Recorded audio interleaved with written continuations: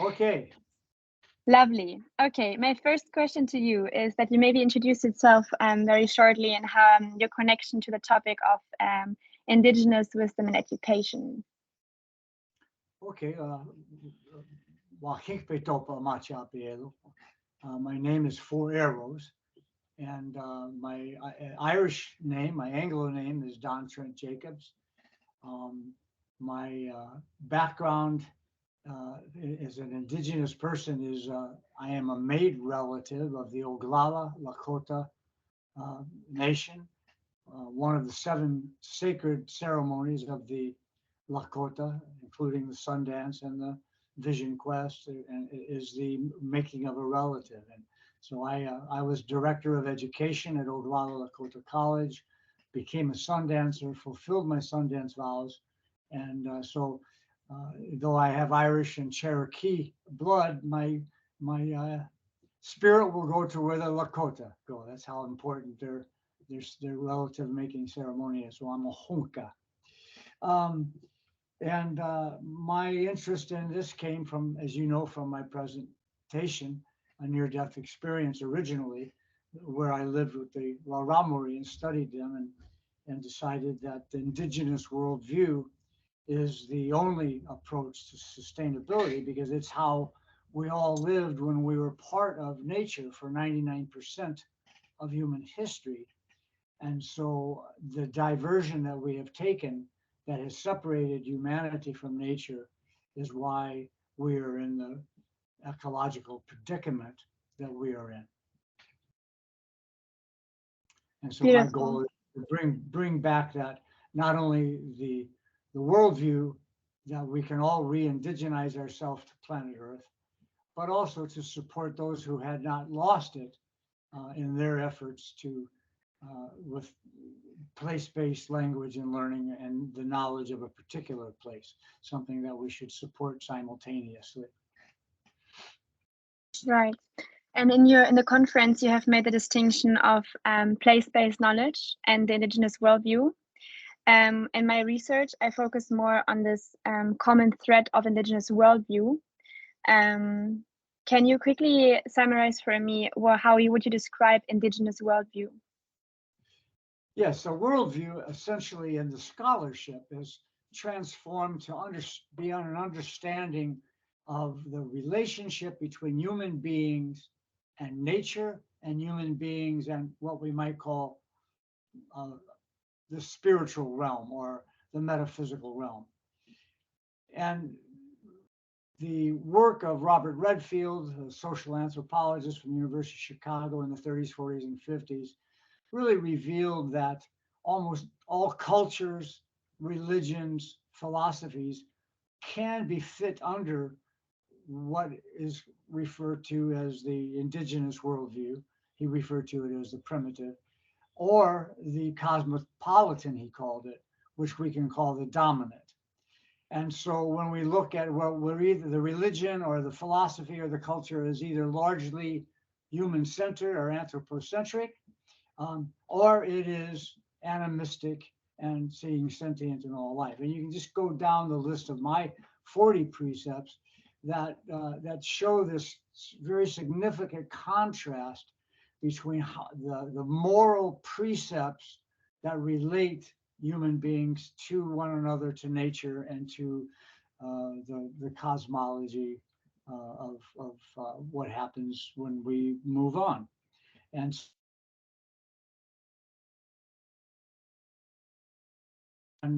because so many place-based knowledge communities are losing their language and losing their worldview, it's essential that we get back to understanding how our species is part of nature as opposed to being a superior to it. Right. And also referring back to some articles I read for you, you're basically putting the indigenous worldview and the dominant worldview kind of next to each other. Can you also quickly define what you mean with the dominant worldview? Yes, and the dominant worldview then started probably around, in my book, Point of Departure, I say around 9,000 to 10,000 years ago in the area of Turkey. And it was, who knows? Nobody knows what allowed for it, but we do know that in all the origin stories of our indigenous peoples, our ancestors, there was always a recognition of greed, of recognition of jealousy, a recognition of these potential problematics that are in the human consciousness. And so probably at some point in time, owing to a drought or something, and a couple of indigenous peoples had a surplus of food, and they decided, let's break the laws of nature and let's hoard. And you be king and I'll be queen.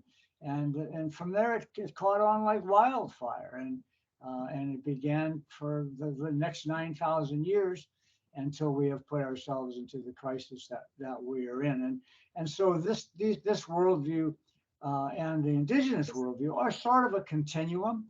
Well, the indigenous worldview is considered to be a non-binary worldview, whereas the dominant worldview, the dominant Western-based worldview, is considered to be a binary worldview.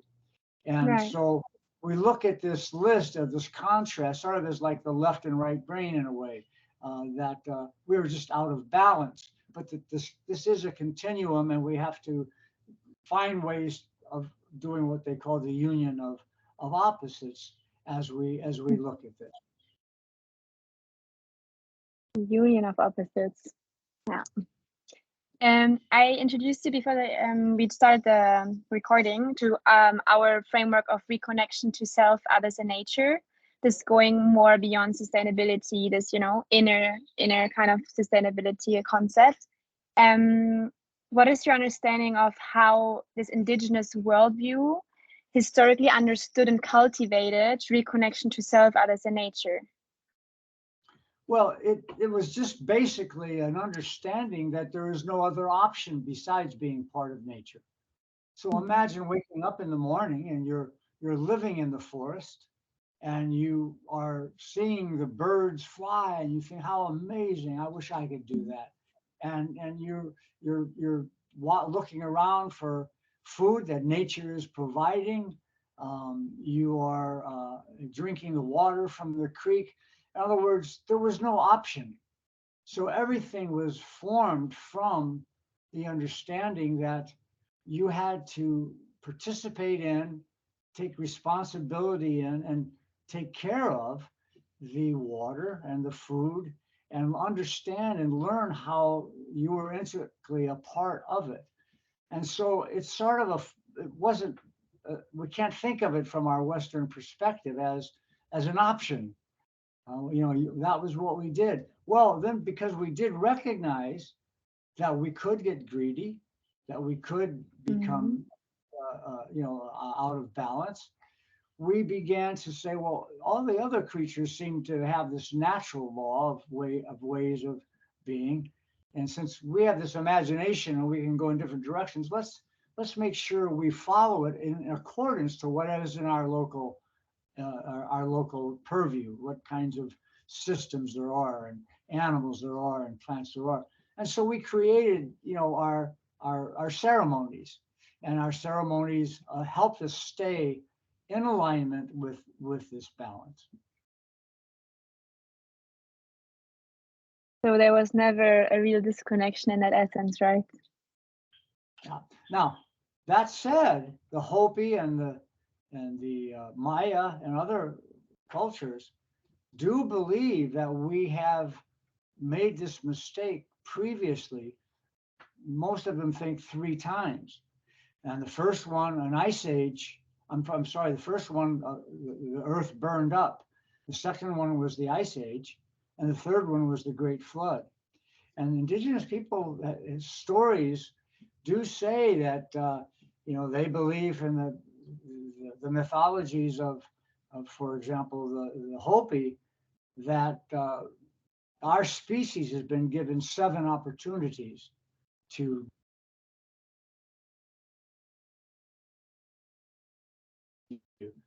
and we've blown it 3 times. And we're in the 4th world right now. Yeah, it's very interesting. Also coming back to that question, in what ways do you think does the indigenous worldview differ from the dominant worldview in regards to reconnection to self, others, and nature? Well, the basic idea is that self as human being is nature.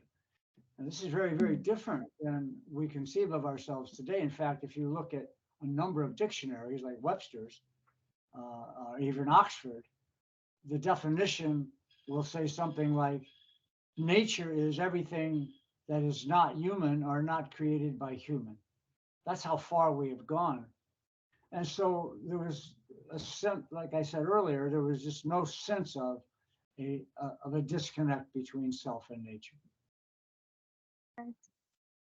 Now I would like to touch a little bit upon like examples or your opinion on integrating the Indigenous worldview in Western education. So my first question was that what is your viewpoint on integrating like this Indigenous worldview into the Western and higher education sector? Well, Indian country is divided on this, and some people say it's not only impossible, but it's dangerous, and it will make things worse. I believe, and half of my brothers and sisters believe, that that's the only place we can do it, and so that's a dilemma. Higher education is hegemonic. That means higher education is involved in the colonial project and is designed to sustain it. And any interruptions to that are put down, or in some cases they're sort of tolerated. But even the decolonization movement is largely ignoring the indigenization movement. They're recognizing some of the things that are oppressive, but not replacing it with pre-colonization. So you can't have decolonization without pre-colonization. And so the dynamic of bringing it into education is either impossible or challenging. But it's the best some of us can do. Now, ecoversities and many others are saying, well, no, we can create our own ways of doing it, but we're still calling it education, aren't we? And so I think that the examples of how to do it are to, and what my current research is, to look at the worldview precepts and to begin to understand what are we doing in this class, in this course, whatever it is, systems thinking or whatever. What are we doing that is out of balance as relates to the worldview precepts? And how might we learn to bring this balance into play as it relates to the topic area? Right. That brings me to the second question. Can you describe like an example or more examples where educational intervention have successfully incorporated already this Indigenous worldview? Well, the website that I'm a part of, called provensustainable.org, has a long list of indigenous cultures, and many of them have used education to re-indigenize themselves. If you go on YouTube and put in decolonizing the mind, and if you can't find it, I'll try to send it to you. There is a tribe in on the border of Colombia, and they had lost everything. They had been completely westernized, if you will. They were embracing the Western worldview. Lots of alcoholism, lots of problematics. And the women said, why are we doing this? We have the knowledge and we have this ability to create our own education.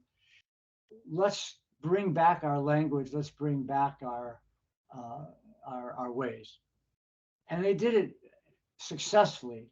The alcoholism is almost nil. The sheep are growing better. People are happy, and so they proved that it could be done. Now they were closer to it, right, than the Western education. But I know with my own students, we've had a lot of individual transformations of people.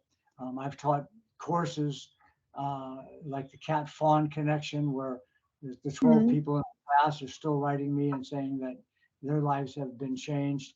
Um, there just has not been enough of the decolonizing, indigenizing worldview work, and to have any real examples that I could identify besides those that I just mentioned.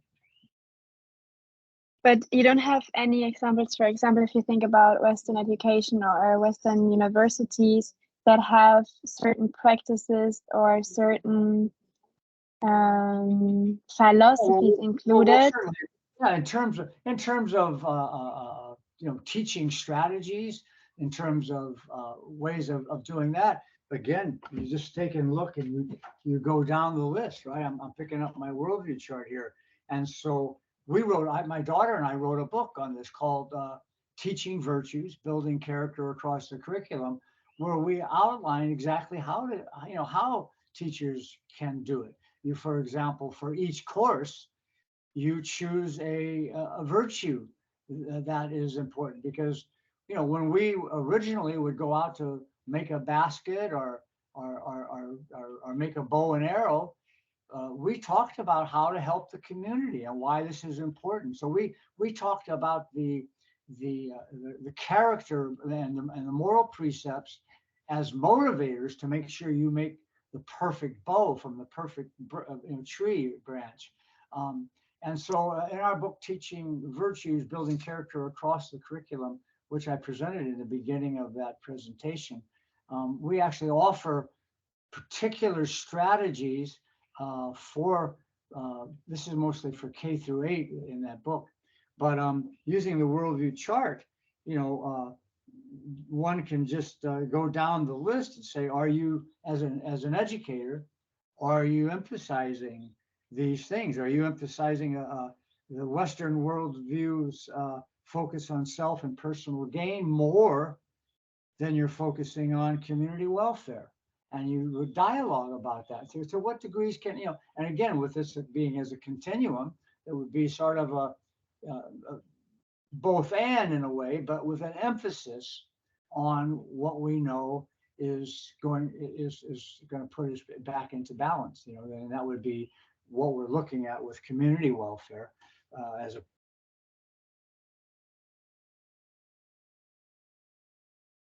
bring into education and teaching this non-dominant worldview that has separated us from nature, and they're all interconnected. You can't use it like a Bible. You can't pick and choose what you want to believe, and look at and disregard the contradictions, right? You've got to say, well, wait a minute. If I'm going to be looking at competition as a way to develop positive potential instead of a way to feel superior or dominant, I also have to be empathetic. I also have to recognize that truth is multifaceted, and that spiritual energies exist, and that I have to emphasize generosity, and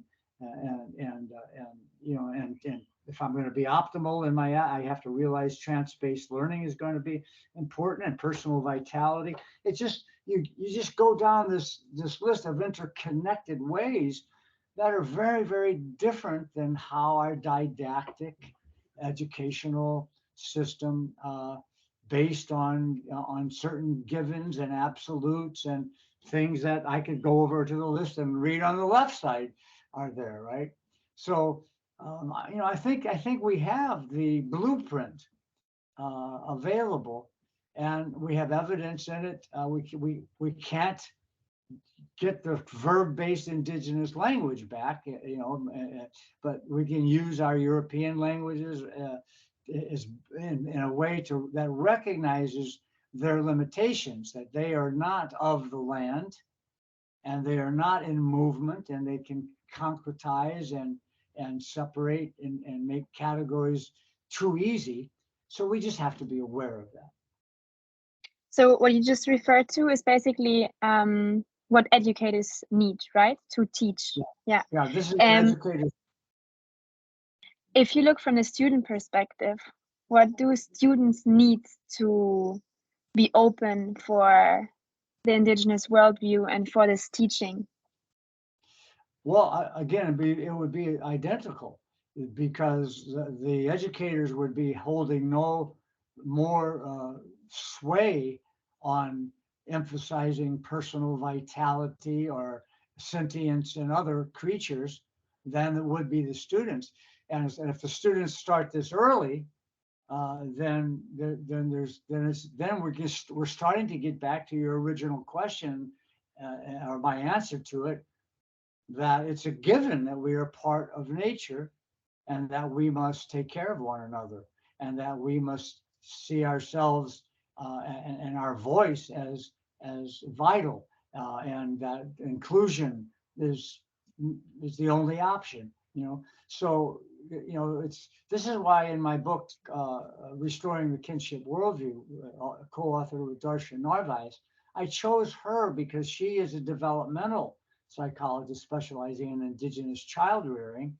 And so I'm talking about education as are you, from people who have already been indoctrinated into the dominant worldview. And how do we begin to shift back with trance-based learning and metacognitive worldview reflection? Whereas she's saying, no, we got to start from the beginning. So we've got these sort of two channels for education. So basically on what you say, other than any differences, depending on the age of students, if it's from children to adults, how the education would look like to bring back the Indigenous worldview? Well, I mean, everything would be age development in terms of how you present it, right? So presenting the idea that animals are our teachers, it's pretty easy for children, right? Most of the children's books that you buy, even in the Western culture, are animals teaching teachers, right? Are teaching children. So, but doing that to a 40-year-old in a graduate program and getting them to think about animals as teachers is a very, very different process, right? And so it requires creativity. It requires going out into nature and thinking about it. It requires the kind of unique context-based situation, but the goals are clear in the worldview chart.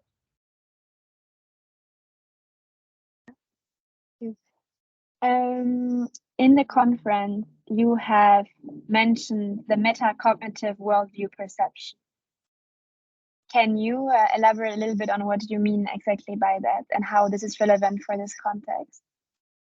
Yeah, I think an important part of this is understanding how the phenomenon of early childhood hypnosis creates our belief systems.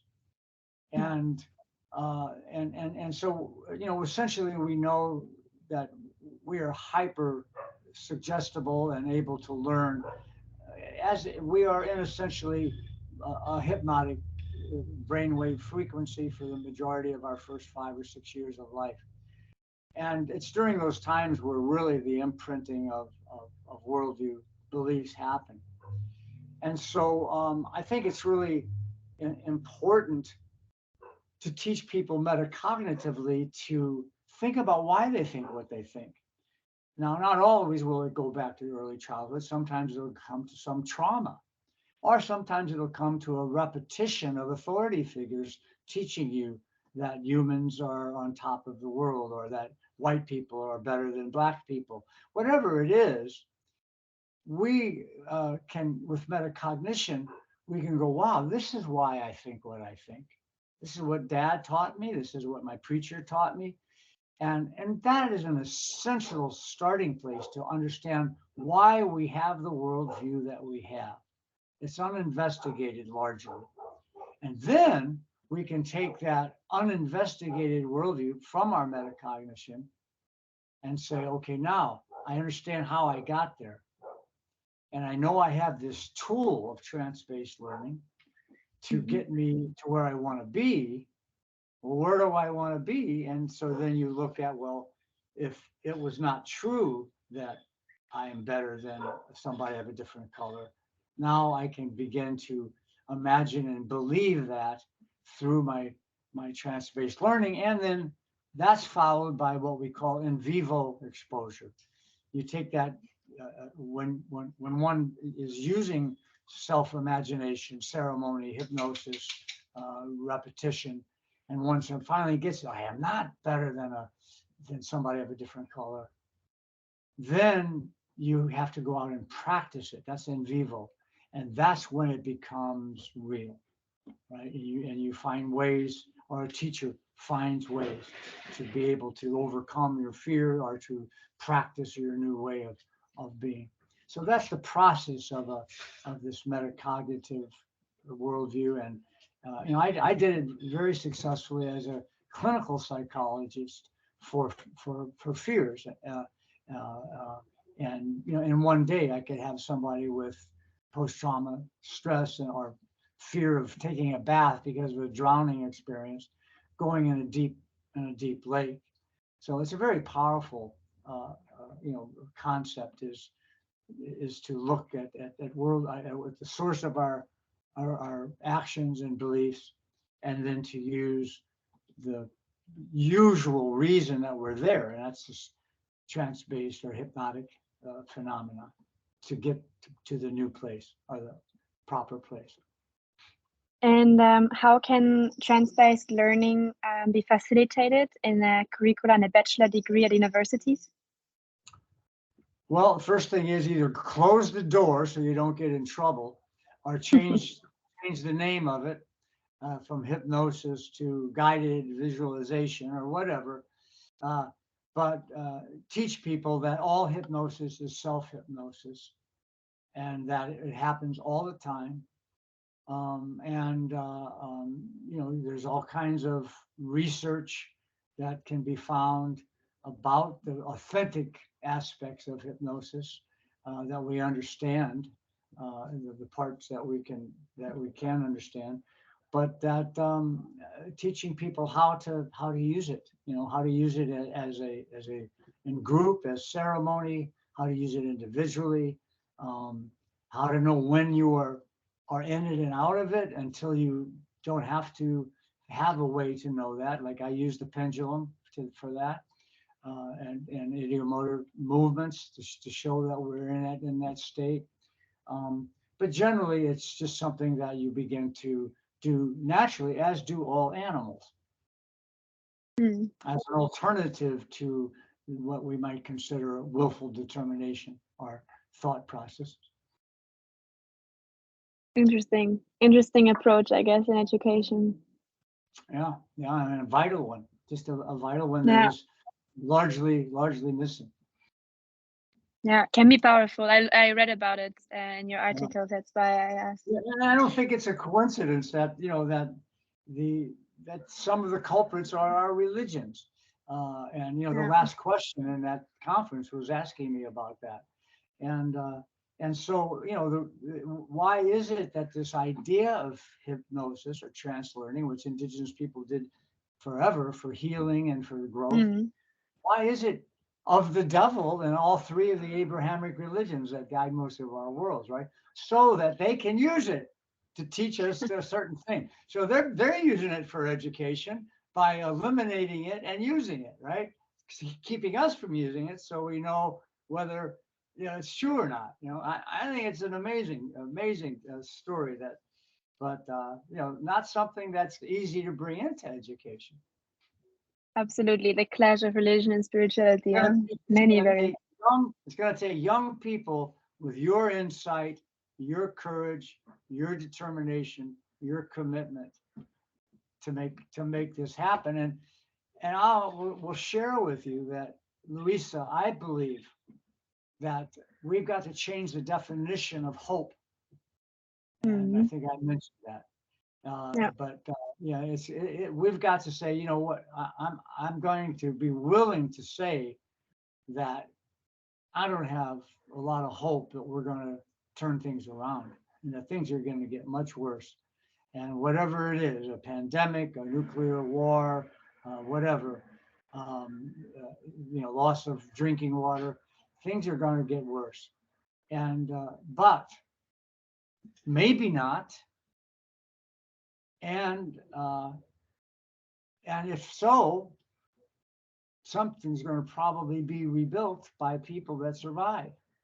And Absolutely. if we think about seventh generations, which is a worldview of indigeneity, then by golly, I'm not going to cry in my boots. I'm going to continue moving forward, trying to create this program and trying to get Holland to be the first to do it. And I'm going to be somebody that's going to be pushing this without saying, oh, we're going to be successful in turning things around with climate change, but saying, you know what? Maybe Holland's literature or somebody from this program will be the ones to turn it around. Unlike all the post-apocalyptic movies that we watch, where you see a white guy with machine gun bullets over his chest dragging a woman around, right?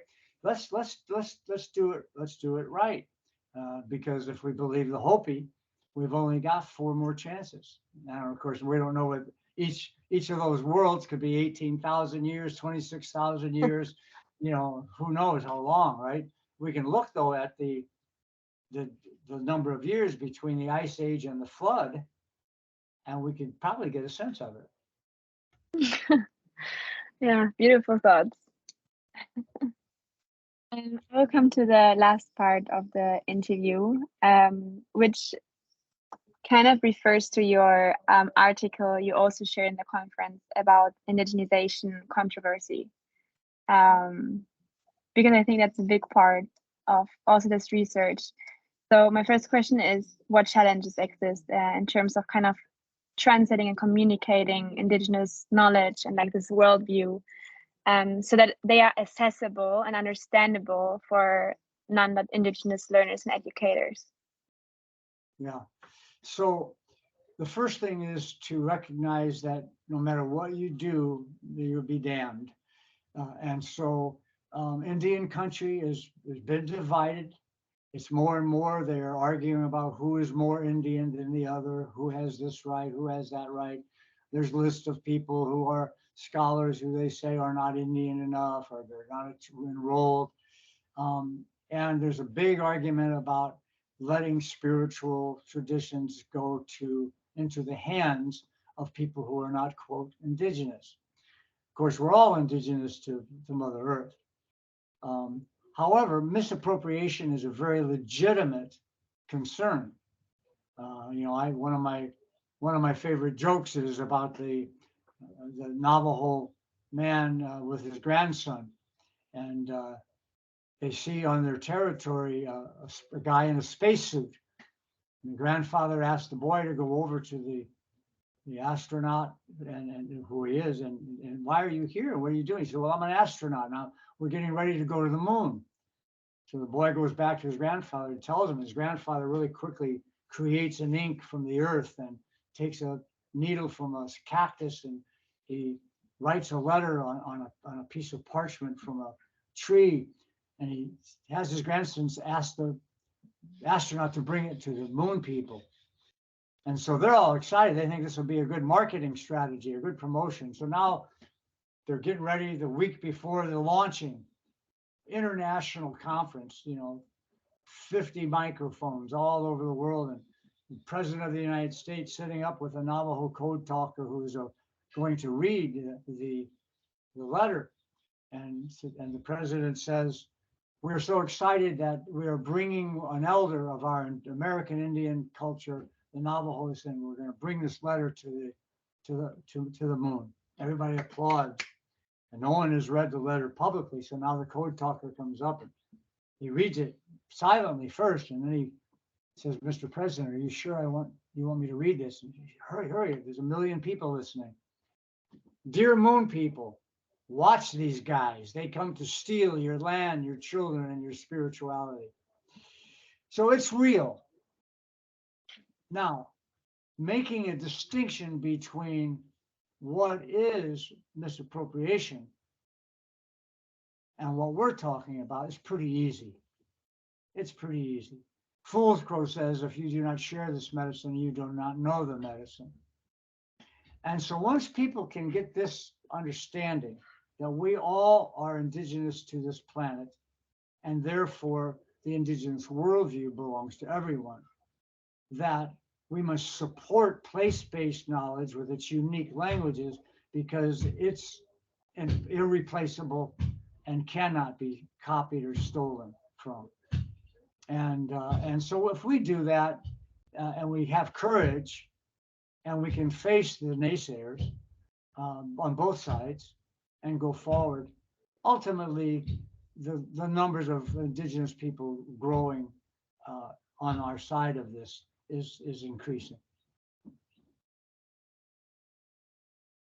Because for me, if I imagine myself as a student, for me it's a difference if an indigenous person tells me all people are indigenous to Earth than if a non-indigenous person tells me the same. So how can you kind of communicate this principle of everyone is kind of indigenous to Earth, and that this worldview belongs to everyone, like everybody, how you frame it?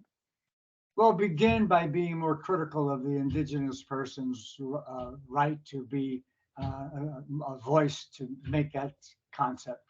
That just isn't true. And if you consider that 70 to 80% of the American indigenous people don't have that memory anyway. They don't have that knowledge anyway. They just have their identity voice and some anger. And so they'll say that without the kind of wisdom that you're giving them. Okay? So don't put anybody on a pedestal. Don't put anybody on a pedestal. Now, if you're talking to an indigenous person about their land, and they speak the language fluently and know all the ceremonies, boy, you'd be like a baby and a child in the woods, and you listen with great respect about that. But no one's going to tell you that you're indigenous to this planet because it's obvious that you are, and that this indigenous worldview does not belong to indigenous people. Yeah. So how can institutes or individuals then respectfully kind of engage with and learn from this indigenous worldview without appropriating or exploiting it? Well, automatically, you're doing the opposite. How can you be exploiting the worldview if it doesn't belong to indigenous people? It just happens to be that some indigenous people are still holding on to it. Bless them, thank them. But see, you're still thinking from this indigenous world perspective of, I am, because you're advanced and you're liberal. You've moved from the colonized view of inferiority of indigenous people to a place of romanticizing them, which is just as bad. So no more of that. No more of that. Now you are a student that's saying, wow, I have the greatest respect for those who have held on to their old ways. Yeah. And I have great criticism for people who are misappropriating that, playing Indian without giving back. But that said, we are losing this place-based wisdom that I have such respect for. And while I fight for it, and while I fight for their sovereignty as unique nations, the pan-Indian perspective, the larger perspective is we are all indigenous to this planet, and most of us have forgotten that. And so if we can learn something from a local person about how they use their worldview, beautiful. But no more of this, romanticizing that says, "Oh, I'm guilty if I start teaching worldview." And you will get in trouble by an indigenous person, and then you just recognize that there'll be two people indigenous supporting you for every one that doesn't, and give respect to all three of them. Yeah, absolutely. Then my last question for you is, what are your tips? What are your tips you would like to share to take first steps in indigenizing higher education? What are the first steps that I should do for our curriculum, for our higher education at university? Worldview reflection and metacognitive and trance-based transformation.